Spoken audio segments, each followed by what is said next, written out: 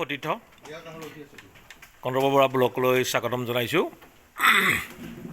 আজি গণৰাজ্য দিৱসৰ দিনাখন আমাৰ সতীৰ্থ হস্ততাঁত বয়ন শিল্প উদ্যোগ ঢেকীয়াজুলিত আমি এটা নতুন বস্তু দেখাব বিচাৰিছোঁ। এইটো হৈছে এটা বাতিটো হৈছে চাদৰ মেখেলাৰ বাতি আৰু এইটো কমপ্লিট AC কটন, যিটো আজিকালি খুব মানে জনপ্ৰিয় আৰু সকলোৱে ভাল পোৱা এবিধ সূতা, আৰু সূতাটো যথেষ্ট মানে কষ্টলি হয়। এইটো পিয়'ৰ মাছ চাইজৰ, যিটো 100ত মানে এইটো আহে, এনেই সঁচা 64, 80 এনেকুৱা হয়, এইটো 100ত আহে। গতিকে এইটো AC কটন হয়। আমি এইটো এটা বাতি কৰি আছোঁ, আৰু বাতিটো মই অকণমান দেখাব বিচাৰিছোঁ। এইটো ড্ৰাম বাতি বুলি কয়। আমাৰ আচলতে সচৰাচৰ গাঁৱত যিসমূহ বাতি হয় সেইবোৰ চোতালত হয়, সেইটো যিটো পুৰণা কলীয়া। কিন্তু এইটো হৈছে বৈজ্ঞানিক পদ্ধতিত এইটো ড্ৰামত মানে এনেধৰণে এটা ড্ৰাম প্ৰস্তুত কৰি ড্ৰামত বাতি কৰা হয়। এইটো আৰু বাতি কৰি আছে আমাৰ সতীৰ্থ বন্ধু যাদৱ ভৰালী আৰু জিতুপ্ৰসাদ শইকীয়া, আৰু আমাৰ অনুষ্ঠানটোৰ এজন মানে আমাৰ মাষ্টৰ নীৰেণ দাস, তেখেতৰ জৰিয়তে, আৰু বন্ধুৱে বৰ প্ৰশান্তই পৰিদৰ্শন কৰি আছে বাতিটোৰ ক্ষেত্ৰত।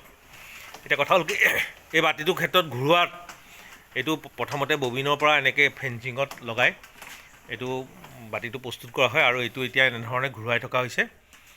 আৰু এই ঘূৰোৱাৰ ক্ষেত্ৰত আমাৰ প্ৰতিটো বাতিৰ ক্ষেত্ৰতে যাদৱ ভৰালী আৰু জিতুৰ এটা মানে সুন্দৰ পাৰদৰ্শিতা আছে।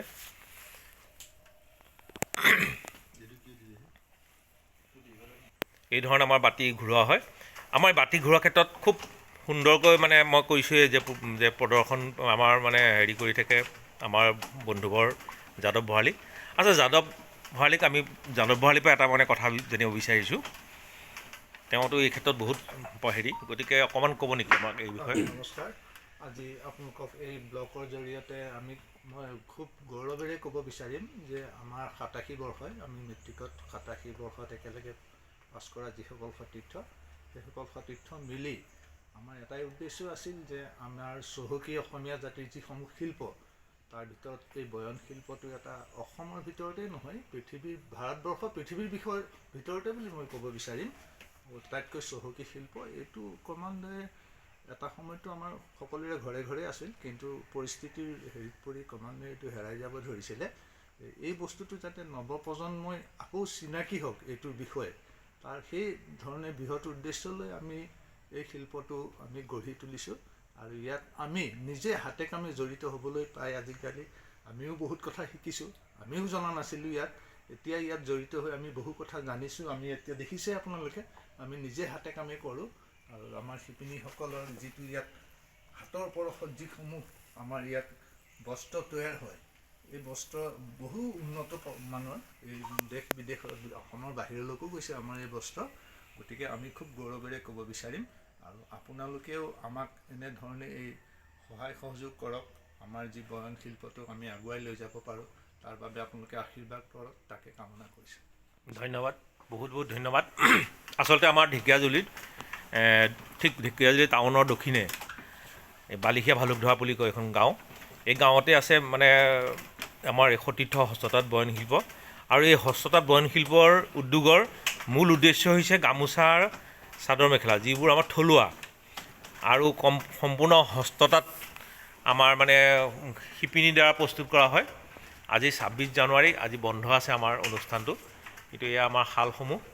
গতিকে আমাৰ এই শালসমূহত আপোনাৰ উপলব্ধ হয় গামোচা, চাদৰ মেখেলা, আৰু বড়ো জনগোষ্ঠীয় সাজপাৰ, অৰুণাচলৰ সাজপাৰ, সকলো। আৰু ইয়াত মানে আমাৰ যিকোনো মানে আমি সাজ পোছাক সাজপাৰ আমি অৰ্ডাৰ লওঁ। আৰু আমাৰ মাজত আছে আমাৰ অনুষ্ঠানটোৰ একাউণ্টেণ্ট, যিটোৱে আমাৰ হিচাপ নিকাচৰ ক্ষেত্ৰত পূৰা হেৰি ৰাখে, প্ৰশান্ত শৰ্মা। তেখেতে অকণমান দুআষাৰ ক'ব এই বিষয়ে। নমস্কাৰ। একচুৱেলি আমি 87 বৰ্ষৰ সকলো বন্ধু বান্ধৱী মিলি এই অনুষ্ঠানটো গঢ়ি তুলিছোঁ। আজি 10/2/2021 পৰা আজিলৈকে চলাই আছোঁ। আমি চেষ্টা অব্যাহত ৰাখিছোঁ, কিমানটো আমি সফল হ'ব পাৰোঁ। মোৰ এইখিনিয়ে কথা। ধন্যবাদ, ধন্যবাদ। আমাৰ মাজত আৰু আন এগৰাকী সতীৰ্থ বন্ধু আছে জিতু প্ৰসাদ শইকীয়া। তেখেতে চাকৰি কৰিও আচলতে এই অনুষ্ঠানটোৰ লগত সুন্দৰকৈ মানে তাৰ সময়সমূহ দি থাকে। গতিকে তেওঁৰ মুখেদি আমি অকণমান জানিব বিচাৰিছোঁ। নমস্কাৰ, ভাল লাগিছে। আমি সদায় এইটো কাম কৰি থাকোঁ, আজিও কৰিব পাই ভালেই লাগিছে। আৰু আজি বতৰ খুব সেমেকা ডাৱৰীয়া হ'লেও পুৱাৰ ভাগত কাম কৰিছোঁ, ভাল লাগিছে। আৰু এইটো এটা আমাৰ ক'ব গ'লে এটা এক্সাৰচাইজৰ নিচিনাও হৈ যায়, ভাল, খুব সুন্দৰ। ধন্যবাদ থাকিল। আৰু আন এগৰাকী আমাৰ অনুষ্ঠানটোৰ এগৰাকী মানে শিক্ষক তথা আমাৰ সকলো মানে দিহা পৰামৰ্শৰ লগতে বিভিন্ন মানে ডিজাইনতো তেওঁ পাৰ্গত। আৰু তথাপি তেওঁ মানে আজি প্ৰায় 40-42 বছৰ ধৰি পেলাই এই অনুষ্ঠানটো মানে এই কামৰ লগত জড়িত হৈ আছে। আমাৰ অনুষ্ঠানলৈ আহিছে তেওঁ আজি প্ৰায় 3-4 বছৰ হৈছে। গতিকে তেওঁৰ মুখেদি আমি শুনো। গতিকে নীৰেণ দাস।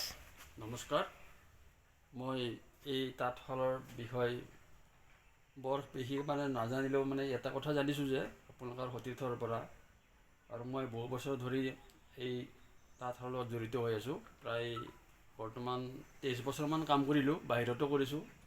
তাৰপিছত আহি কিনে আপোনালোকৰ সতীৰ্থৰ মাজত আহি প্ৰায় 4 বছৰ ইয়াতো কাম কৰিলোঁ। মই কিমান দূৰ আগবাঢ়িছোঁ বা আপোনালোকক কিমান কি সহায় কৰিছোঁ মই নাজানো, তথাপি মই যিখিনি পাৰোঁ সেইখিনি লৈ মই এতিয়া কামটো কৰি আছোঁ। এতিয়া আপোনালোকে মোক ইয়াৰ যদি কি ভুল হ'বও পাৰে, হোৱাটো স্বাভাৱিক। গতিকে মই চাদৰ মেখেলা, গামোচা বা আদিবাসী শাৰী, অৰুণাচলৰ গালে আৰু চিংকা বনাইছোঁ। আপোনালোকে চাব, চাই আমাক এই সতীৰ্থত জনাব। এইখিনি মোৰ ক'ব লগা। ধন্যবাদ। ধন্যবাদ। আচলতে তেখেত সুন্দৰকৈ মানে কাৰ্ডসমূহ কাটিব জানে। তেওঁ নতুন বুটা কিছুমান কাটিছে আমাৰ হেৰিত, আৰু তেওঁৰ আছে পাৰদৰ্শিতাৰ লগতে তেওঁ ডিজাইন দিয়ে, ভাল ডিজাইন আহেনে চাদৰ মেখেলাৰ যিবোৰ ডিজাইন তেওঁৰ জৰিয়তে আমি পাওঁ। গতিকে বন্ধুবৰ, এইটোৱে আছিল আমাৰ অনুষ্ঠানটো এটা মানে আজি 26 জানুৱাৰীৰ গণৰাজ্য দিৱসৰ দিনাখন আমি এটা অনুষ্ঠানটোত এই ধৰণে কৰিলোঁ আপোনালোকৰ কাৰণে। এই ভাল লাগিলে আপোনাক নিশ্চয় জনাব, কমেণ্ট কৰিব, মন্তব্য নিবলৈ নাপাহৰিব। আৰু আমিও আপোনালোকৰ বহুত শুভেচ্ছা জনাই আজি এই ভিডিঅ'টো সামৰণি মাৰিছোঁ। ধন্যবাদ।